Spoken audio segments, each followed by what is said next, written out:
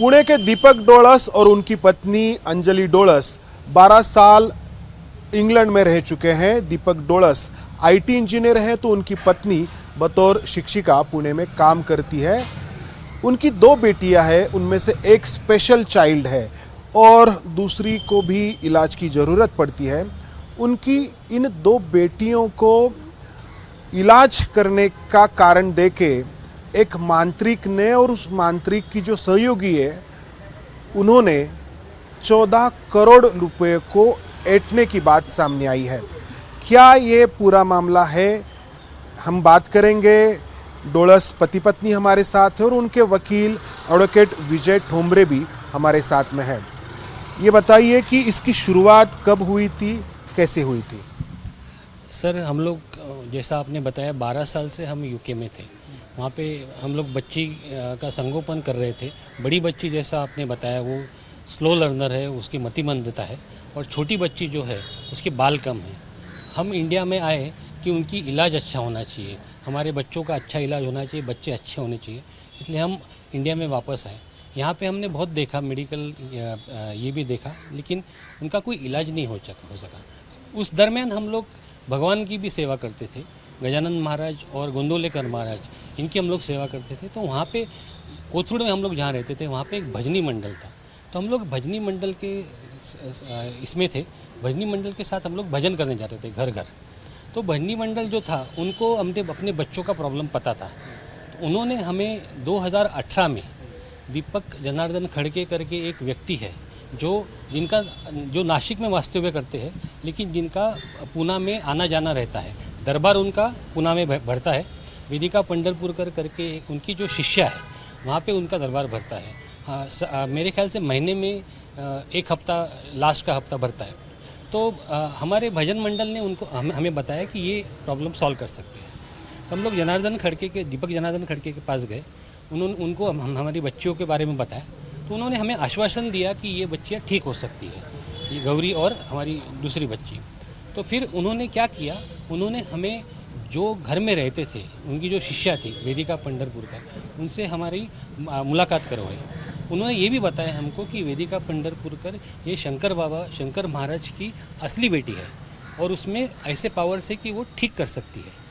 और वेदिका के आग में शंकर बाबा एक 50-60 मिनट और कभी 1 आध घंटे भी आते थे। तो उन्होंने हमें ये बताया कि इसके बच्चे, हम लोग ये दोनों बच्चे ठीक कर सकते हैं बेसिकली। फिर वेदिका पंढरपुरकर ने हमारी पूरी जानकारी ली कि भाई आपका फैमिली इन्फॉर्मेशन, आपकी प्रॉपर्टी इन्फॉर्मेशन, एसेट्स क्या है आपके पास, एफडीज क्या है, ये सब उन्होंने हमारे साइड से इन्फॉर्मेशन लेना शुरू कर दिया। उन्होंने हमारा विश्वास ये किया। और फिर शंकर बाबा के रूप में वो आती थी और हमें ये बताती थी कि आप गाइड करती थी। उन्होंने ये भी बताया हमको कि ये बच्चों को आप दरबार में लेके आइएगा। हर बार जब भी दरबार होता था तो हर दिन वो दरबार में लेके आएगा कि वो हल्लू ठीक हो जाएंगे। फिर हम लोग उनको लेके जाते थे, दरबार में लेके जाते थे। ऐसे कुछ महीने गए दरबार में, हमको उसका कुछ ज़्यादा डेवलपमेंट दिखा नहीं। तो हमने पूछा भैया ऐसा क्यों हो रहा है, इनका डेवलपमेंट क्यों नहीं हो रहा है? क्योंकि हम मेहनत करके जाते थे बच्चों को लेके, सब काम धंधा छोड़ के। फिर बाद में उन्होंने बताया कि इनका प्रॉब्लम बहुत ज़्यादा डिफ़िकल्ट है, आपको उनके लिए दोष निकालना पड़ेगा। तो उनके दोष जो है बहुत ज़्यादा है। तो उनको सब इन्फॉर्मेशन हमारा मिल गया था। उन्होंने सिर्फ हमको बताया कि आपके बैंक में पैसा रहना नहीं चाहिए, वो आपने सेव करके वेदिका के बैंक में डालना चाहिए।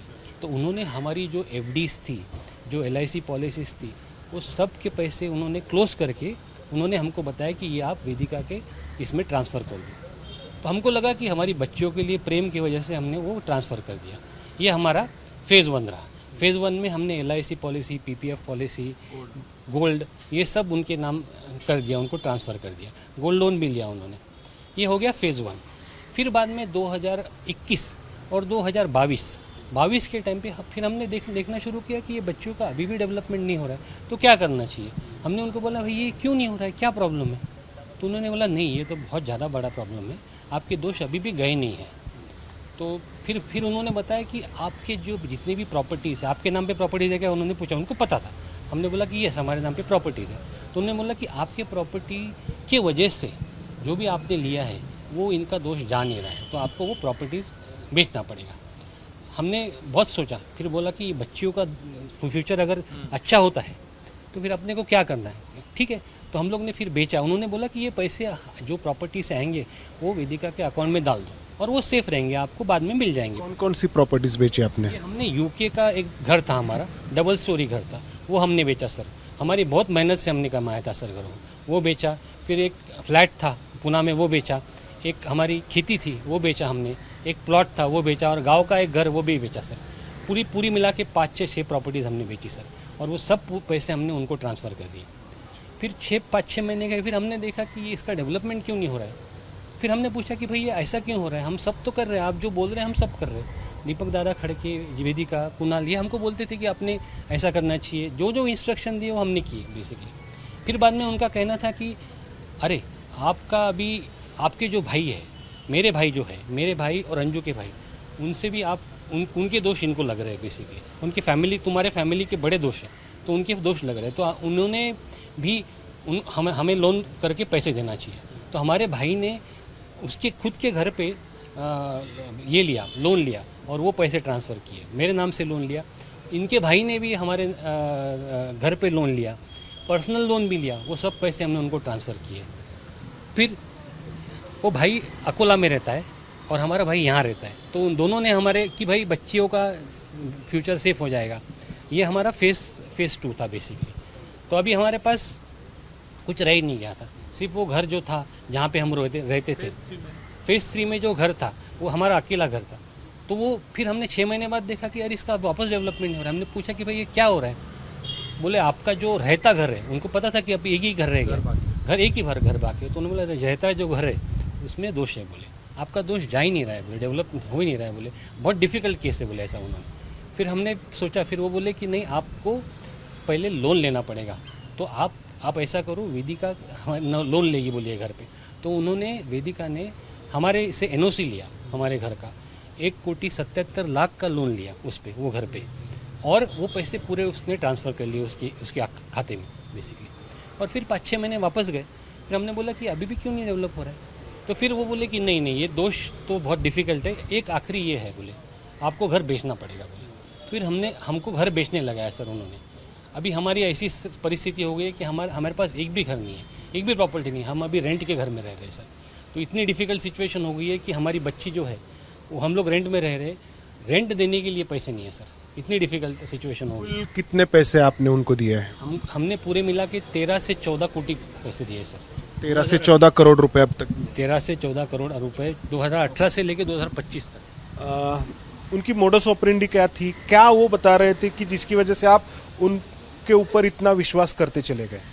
वो हमको हमेशा बोलते थे कि बच्चे तुम्हारे अच्छे हो जाएंगे, बच्चों के लिए करो, तुम्हारे सब दोष निकल जाएंगे, बच्चों के लिए करोगे तो तुमको भी अच्छा लगेगा बाद में, इसलिए तुम ये करो।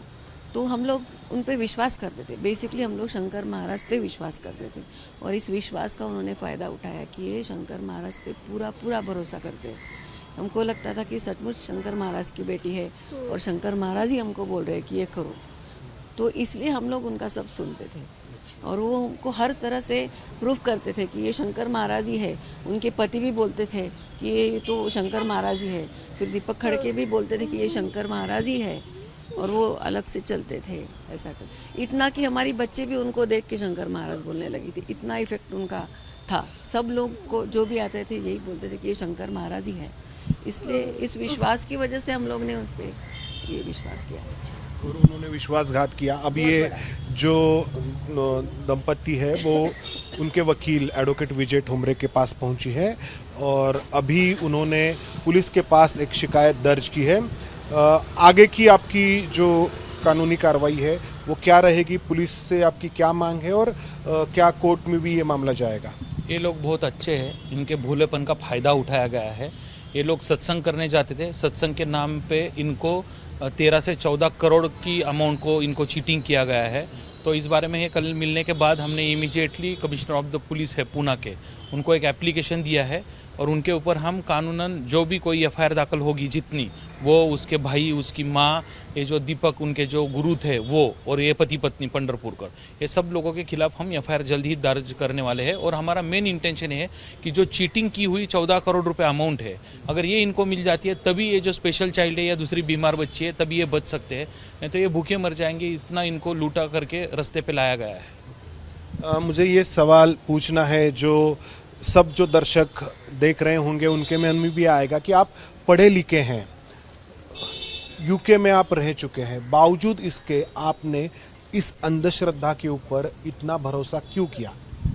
सर अगर भले ही हम यूके में रहे हैं, लेकिन हमारा जो हुनर है वो भारतीय है।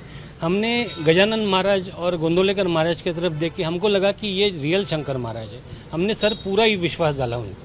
वो हम लोग बोलते थे कि ये माउली है, माउली गलत काम कैसा करेगी सर, माउली तो अच्छा ही काम करती है, अपने बच्चों के लिए तो अच्छा ही काम करती है ना सर, गलत क्यों काम करेगी सर। ये भरोसे पे हम लोग ने बोला कि ये मेरी बच्चियाँ जो है, ये बच्चियों का ठीक होना चाहिए। ये भरोसे पे हमने उनके ऊपर भरोसा डाल के फिर उन्होंने हमारा लूट शुरू किया सर। हमारा स्वभाव देख के उन्होंने लूट शुरू कर दिया सर। आपका जो स्वभाव है उसका उन्होंने जो फायदा उठाया। हाँ, बहुत फ़ायदा उठाया। कभी हम लोग उनको सवाल नहीं करते थे, कभी भी पैसे मांगा तो कभी नहीं बोलते थे, क्योंकि हमको लगता था शंकर महाराज मांग रहे हैं, हम नहीं कैसे बोलेंगे, वो तो हमारे लिए कर रहे हैं, हमारे बेटी के लिए कर रहे हैं, इसलिए वो बोलते थे, हम उनको तुरंत पैसे देते थे। तो ये दीपक खड़के जो है वो एक बाबा है, गुरु है, और उसकी एक शिष्या कहलाती है जिसका नाम है वेदिका पंढरपुरकर। इस वेदिका पंढरपुरकर ने इनके लगभग 14 करोड़ रुपए ऐंठे हैं, और इस पैसे से पुणे में एक पॉश एरिया में महात्मा सोसाइटी जिसको कहा जाता है, वहाँ पर उसने एक आलीशान बंगला जो है वो खरीद रखा है। ये पूरे जो आरोप ये जो डोळस पति पत्नी लगा रहे हैं, इसके प्रूफ इनके पास है। इसके जो उन्होंने ऑनलाइन या फिर कहे कि बैंक से आरटीजीएस से जो पैसे भेजे हैं उस ट्रांजैक्शंस के प्रूफ है। ये पूरा प्रूफ है आपके पास? पूरा सर प्रूफ है। सभी बैंक्स के जितने भी 6-7 बैंक्स है, सभी बैंक्स का मेरे पास पूरे आरटीजीएस के प्रूफ है सर।